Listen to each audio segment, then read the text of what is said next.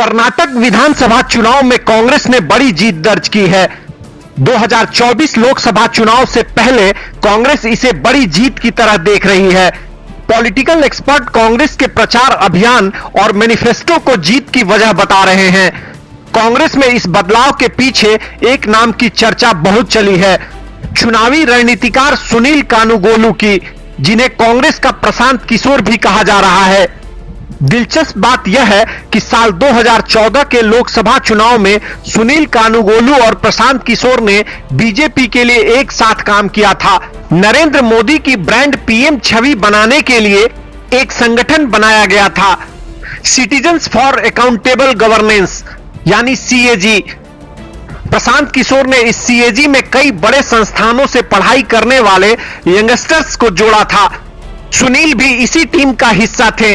प्रशांत किशोर ने बाद में कुछ लोगों के साथ मिलकर सीएजी को इंडियन पॉलिटिकल एक्शन कमेटी यानी आईपैक बना दिया। प्रशांत किशोर बीजेपी से अलग हो गए, लेकिन सुनील कानुगोलू ने बीजेपी के साथ काम करना जारी रखा। प्रशांत किशोर से अलग होने के बाद साल 2016 में सुनील ने डीएमके के लिए काम किया। सुनील ने इसके बाद दोबारा बीजेपी के लिए काम शुरू किया था। 2017 के यूपी चुनाव में बीजेपी के कैंपेन की पूरी जिम्मेदारी सुनील की ही थी। ओबीसी सम्मेलन जैसे इवेंट सुनील की रणनीति ही बताई जाती है। हालांकि कुछ महीनों बाद समीकरण बदल गए, सुनील भी बीजेपी से अलग हो गए। 2019 लोकसभा चुनाव में एआईएडीएमके के लिए कैंपेन बनाया, फिर पंजाब में अकाली दल के साथ भी काम किया। सुनील पिछले साल कांग्रेस से जुड़े। दरअसल 2 साल पहले खबर आई कि प्रशांत किशोर 2024 लोकसभा चुनाव के लिए कांग्रेस की चुनावी रणनीति तैयार करेंगे। तब प्रशांत किशोर ने राहुल गांधी और प्रियंका गांधी से मुलाकात भी की थी।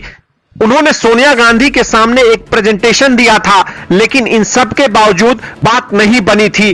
कहा जाता है कि प्रशांत किशोर को कांग्रेस में शामिल करने के लिए कहा गया था, लेकिन वे नहीं माने थे। इधर सुनील कानुगोलू भी अपने प्रेजेंटेशन के साथ तैयार थे। उन्होंने पहले ही कांग्रेस के लिए काम करना शुरू कर दिया था, लेकिन आगे के लिए कांग्रेस ने सुनील के सामने शर्त रखी कि वो पार्टी से सलाहकार के तौर पर नहीं बल्कि अस्थायी रूप से जुड़ेंगे।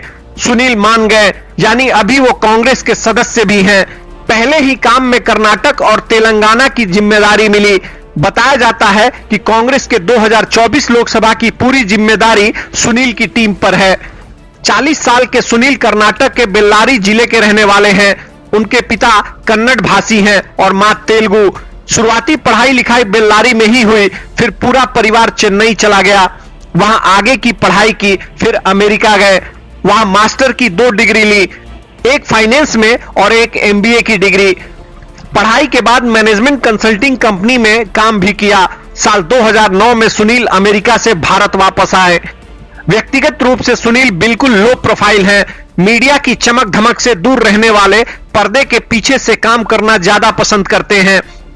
इसलिए कई चुनावों में राजनीतिक दलों को जीत दिलाने के बावजूद कभी मीडिया के सामने नहीं आए।